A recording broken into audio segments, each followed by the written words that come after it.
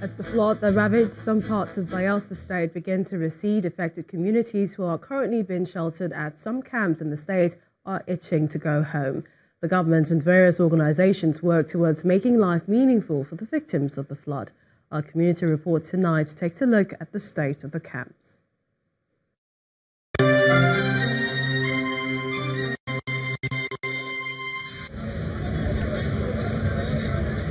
This is one of the camps where victims from various communities sacked by the 2018 flood now reside in Bayelsa State.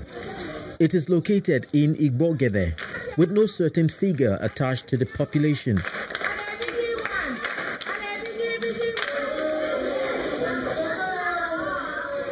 For these children, apparently exhausted from running around in the place of classroom activities, this is what taking a nice nap has become. Life is very uncomfortable for the grown-ups who daily have one ailment or the other to attend to, which requires them to visit a healthcare stand within the camp. For the adults, they have high blood pressures, which is normal for somebody that is displaced. And we'll be treating them on their BP drugs and ask them to come for follow-up checkups every morning to monitor their blood pressure.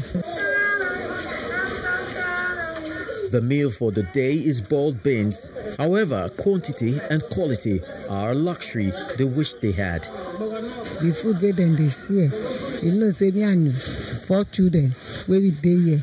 The food we then this year, the small food, you know, delicious that we manage. The news the water is beginning to recede from their various community filters in with a breath of fresh air.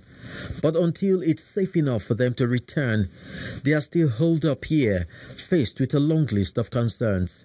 We're supposed to get foam, tent, all those things to sleep.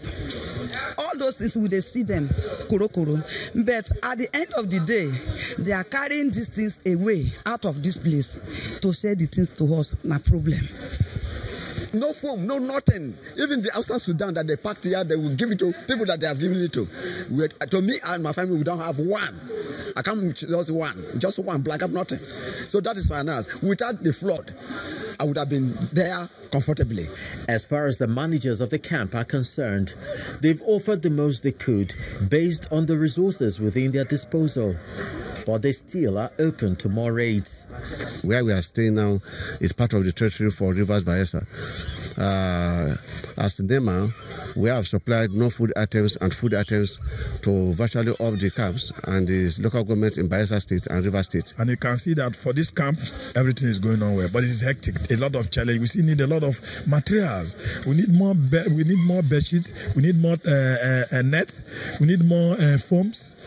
I mean, even medication. While Igbogene is the official government-funded camp in Bayelsa, there is another run by a Catholic priest who chose to open up his parish school to accommodate the displaced persons. Reverend Father Joseph Ukpelema says what was meant to shelter a few is now larger than he envisaged. We are registering up to 500 people, and then the number keeps increasing. Even till today, some people are coming in to register in the camp. In the meantime, the people with bated breath look forward to their return home. The government and relevant bodies could make this journey a lot more impactful through plans that could put them back on the path of economic stability.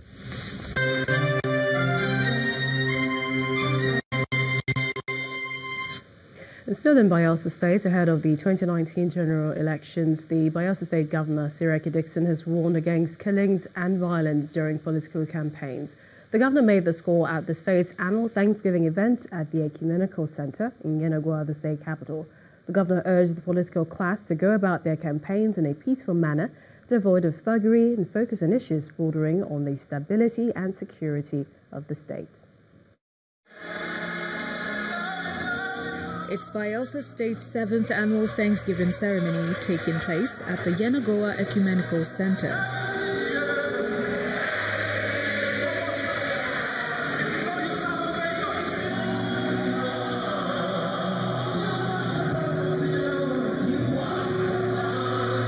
The governor is joined by some renowned Christian leaders. The senior pastor of House on the Rock, Paul Adefarasin, delivers a sermon on God's grace and persistence in the face of challenges. Therefore, when they were gathered together, Pilate said unto them, Who will ye that I release unto you, Barabbas or Jesus, which is called Christ?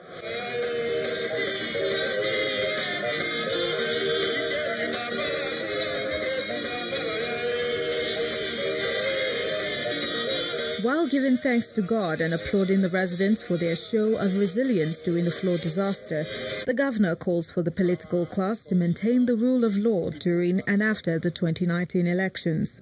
I urge all of you in Bayelsa, this state that has become known for stability and peace,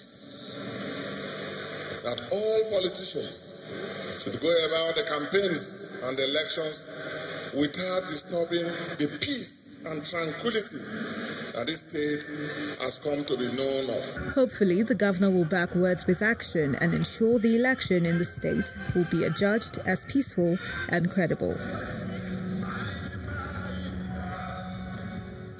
The efforts to bridge Nigeria's estimated 17 million units of housing deficit since 2014, according to the National Bureau of Statistics, has led many in lands and housing. Well, unfortunately, many have become victims and lost their money in the process. And residents of Glorious Villa in Awuyaya area of Ibejuleki in Lagos State may be examples. Well, our correspondent, Ini John Mekwa, tells us more. This used to be Glorious Villa community in Awuyaya in Ibejuleki area of Lagos. It used to have about 800 houses and kept about 3,000 people in their homes. Now, between the 24th and the 27th of July, a demolition took place, and that changed their story. This is the moment when one of the buildings of the residents of Glorious Villa community was demolished in July 2018 in front of one of the property owners. One of them had to document it and share with Channels Television.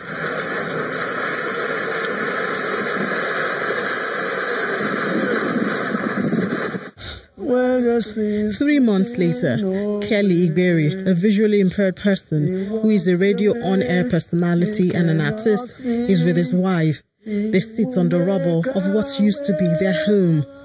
All they can do is reminisce on the good times shared in the home they enjoyed for just about 6 months. I bought my land 2015 and I started building. I finished building my house January 2018. And I moved in this year, February this year, with my family, my wife, my 10-month-old daughter. We're staying here. This is where we stay. Not till like June this year, June 13 this year, where some people walked in with some policemen, over 100 policemen, and they said the land belongs to them. And we asked them, where are they from? They said they are from Sky Bank and the Sky Trustee. The family of Igberi share the same fate as hundreds others who had bought a piece of land in Parapo community and put up one structure or the other on the land. From the pictures at our disposal, structures were at various stages before an eviction notice and subsequently demolition of all structures except the story buildings. The story is that the land had been sold by the families who jointly owned the land. I came in here to buy a property, and from the money lender sold to me, he showed me a court judgment that they actually own the place. I have a survey plan, I have my deed, and I have my family receipt from which I bought land. First, ownership of part of the land was in contention with the Lagos State government as an acquisition for aquaculture, and then there was altercation between the families and EIB, now Sky Trustees Limited. The story of the aggrieved residents is corroborated by a representative of one of the families, Olawale Ashogun. He acknowledges Mr. John Oloyede as his family lawyer. We were in court when Mr. Oloyede informed us that he collected 30 million naira from EIB and shared it to the party on record. They were on seat in the court and none argued with Mr. Oloyede. We say Alhaji Musa and Nanko. They were on seat in the court, and no one of them even argued that statement. When we left the court, we asked Mr. Oloyede of proof of what he said, and he showed receipts of other families. But my family, Ashogun, was not part of those who shared of the money. Mr. John Oloyede is the legal person for the 55 families who own Abule Parapo community, initially made up of over 200 hectares of land, and has handled the case with Lagos State government. I went to court against the Lagos State government in 2004. After we got into court, we discovered that a substantial part of this land, specifically 200.184 hectares, had been allocated to EIB trustees, then now Sky trustees, by the Lagos State government, then headed by Governor Bola Ahmed Tinubu. That was a certificate of occupancy dated 2002 December. Mr. Oloyede says that eventually EIB was joined in the case, but after some meetings, the family decided to settle out of court. They said they had been offered some money by EIB trustees and that they were willing to accept the money. And then they were willing to sign off. All the representatives of these people went to Alausa to collect money and signed. So I had to proceed to trial in respect of the surrounding land. So the judgment I got has nothing to do with 200.184 hectares. It's a lie. And that is the lie that is being peddled by land speculators who have defrauded Glorious Villa people. The lawyer's record indicates that the residents of Glorious Villa may have acquired the property from a wrong source, although this is strongly opposed by some representatives of the families. This is just one of the many incidents that affirms the need to carry out proper investigation before investing in properties. Ini John Mekwa reporting for Channels Television News. The House of Representatives Committee on Capital Markets has asked the Securities and Exchange Commission (SEC) to take over troubled oil retailer Capital Oil PLC listed on the oil and gas subsector of the Nigerian Stock Exchange. The legislature's order to the capital market regulator was based on allegations that Capital Oil PLC defrauded shareholders of more than 5 billion naira. Capital Oil PLC is not the same as Capital Oil and Gas Limited, a private oil company owned by Mr. Ifeanyi and not listed on the Nigerian Stock Exchange. Well, the House Committee chaired by Mr. Tony Nwulu is investigating the level of compliance with operational and regulatory requirements by companies whose shares are publicly quoted, and tells the regulator to sanction any misbehavior by listed companies and other participants.